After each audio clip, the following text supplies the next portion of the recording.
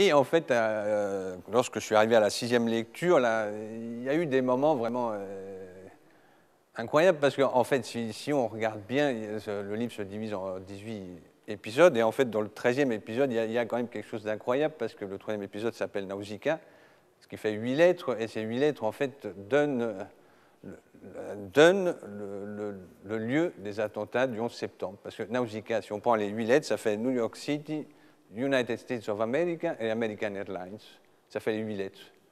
C'est-à-dire le pays, la ville et la ligne d'avion où adviendra le 11 septembre. Et la chose la plus incroyable, c'est que le bébé qui est dans cet épisode, qui est dans la poussette, Joyce précise bien, alors que ça ne sert pas à grand-chose qu'il le précise, mais il dit bien que ce bébé a 11 jours, enfin il a 11 mois et 9 jours.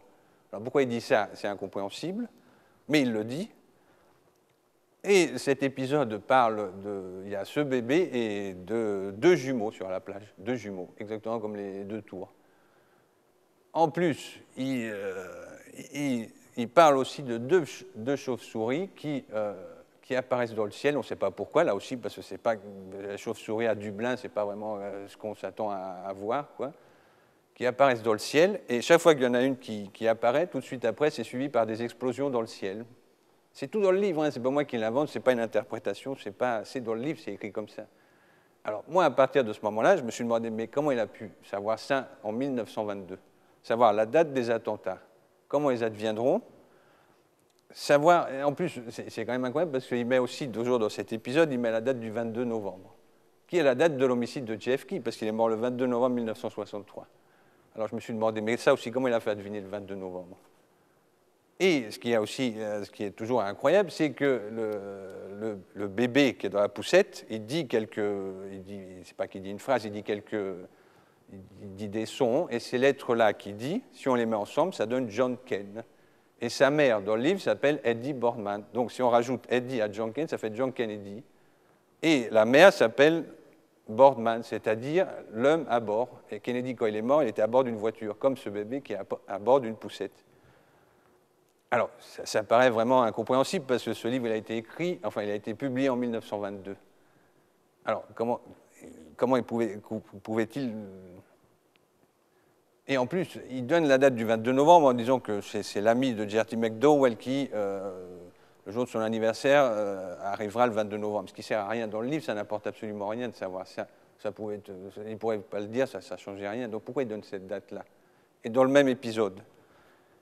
Et donc, c'est quand même incroyable parce qu'il y a vraiment la description du bébé, il y a son nom, il y a l'épisode du 11 septembre, il y a aussi dans Circe, il y a aussi un autre passage incroyable parce qu'il y a Léopold Bloom dans Circe qui devient, dans un passage surréel, il devient le maire de Dublin, dans le passage dans Circe.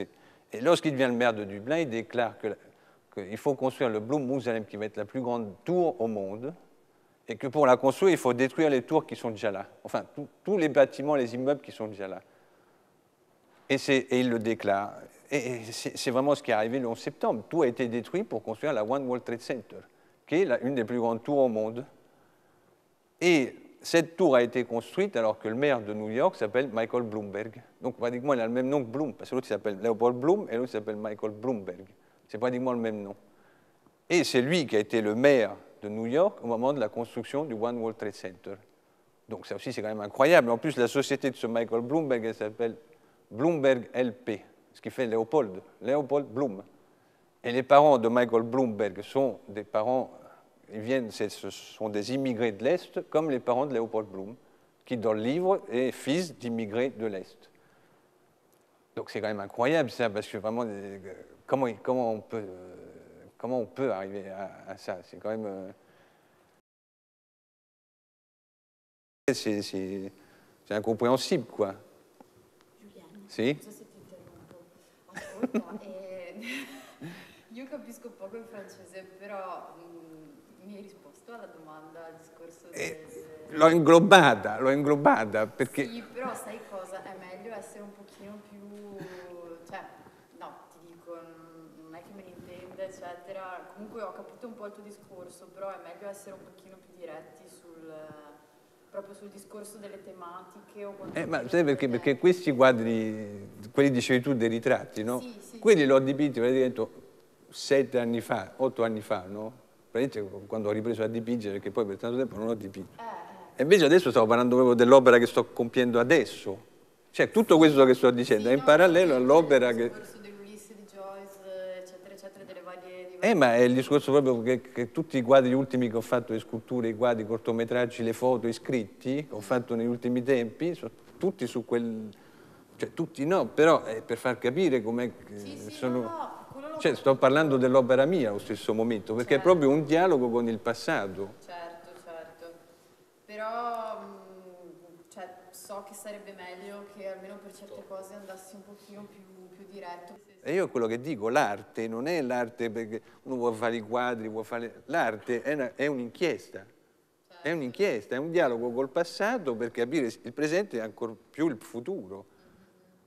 È un'inchiesta, hai capito? E dunque è quello proprio. Cioè, io infatti ho citato pure Kandinsky, che secondo me ha detto la frase più stupida al mondo quando ha detto un'opera è figlia del suo presente. Se un'opera è figlia del suo presente non vale niente, hai capito? Buttala e basta. Cioè, un'opera deve essere eternamente, se no... L'ho fatta così perché all'epoca si faceva così, vabbè, è molto interessante, insomma, cioè non c'ha futuro.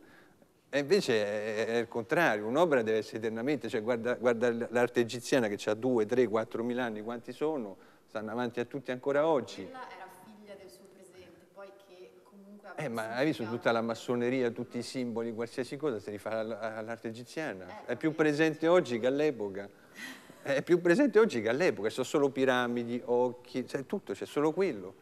E c'è solo quello. Invece Kandinsky, insomma, è robetta così, è decorativo, è un bel quadretto decorativo e finisce lì.